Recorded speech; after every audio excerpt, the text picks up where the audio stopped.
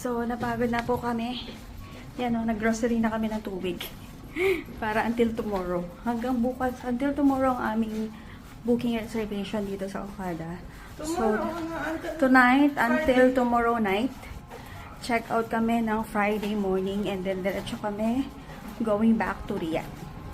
So, for the meantime, itutour namin kayo dito sa aming room. This one 18206. So, welcome to our room, 18006. Ito yung kanyang. Sa umpisa pa lang is, meron na siyang luggage area. Ayun na naman ako, di ba? Dito sa area na to, nilalagay nila yung mga clothes nyo, walk-in, ano din siya, walk-in closet. On the opposite side naman is yung guest. Ayan, automatic siya. Yan, may guest, ano siya, may guest washroom.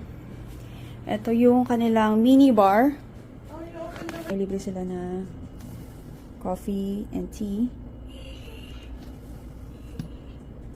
Private bar. Siyempre, naglagay kami ng sarili naming drinks. Pero ito, may mga bayad siya. Itong Nespresso, I don't know if it's, we have to pay it, I don't know. And then, ano to? Ice bucket. Ice bucket. And then, itong mga to, may bayad din siya. Itong mini bar nila, ang sabi dito, yung mga items na dito ay pag na-remove daw for more than 60 seconds, will be automatically be charged to your guest account. So, ibig sabihin, kung makikita nyo, meron siyang mga ano doon, 60 seconds. So, hindi mo siya dapat tanggalin siya dyan. More than 60 seconds. So, ewan ko kung paano nila inaano. So, may mga something sila dyan. Yung mga butas-butas na maliit. 60. Yan. So, i-charge daw yan sa account mo. Yan, may butas na maliit.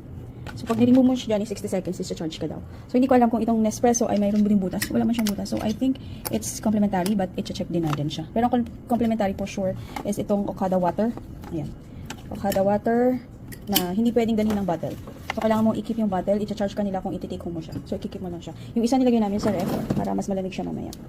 Ito, i-charge din siya. So, tinanggal mo. Tingnan natin kung may mga ano rin siya. Wala naman siya mga sensor. Yung isa may sensor. Pag tinanggal mo ng 60 seconds daw ay meron kang match-charge. Ayan. Nasa inyo naman. Uy, may wine glass. May glasses pa. And then, empty drawer. Ay, after ng minibar, meron siyang executive table.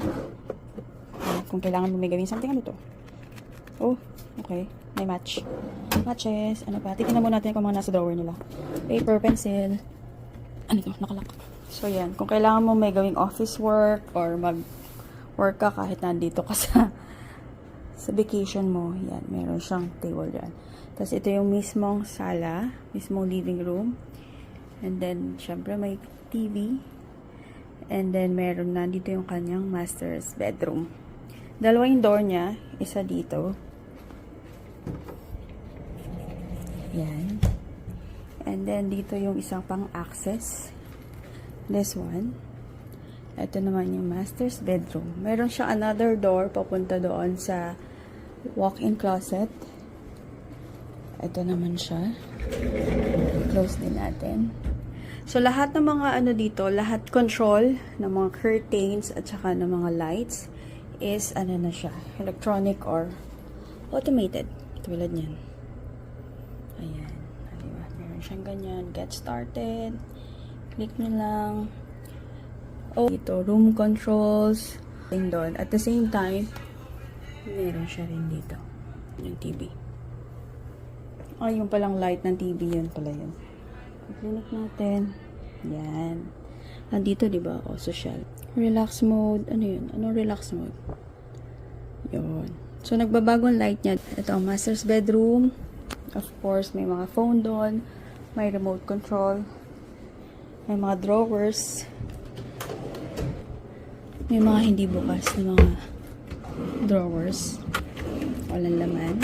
Siyempre, dahil lalaman mo pa yan. Ito hindi ko alam. Oh, may HDMI.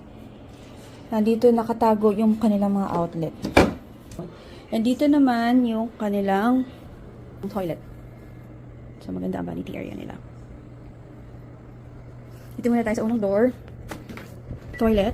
Oh, diba? Automated na naman siya. Tapos nandito yung mga controls niya. Yung mga bidet. Yan. Off, on. Yung lead. Toilet seat. Nandyan. Power, massage, deodorizer, dryer. Kung anik-anik. Hindi ko pa alam kung anong ino-operate dyan. Later na lang. Tapos the other door naman is the shower room.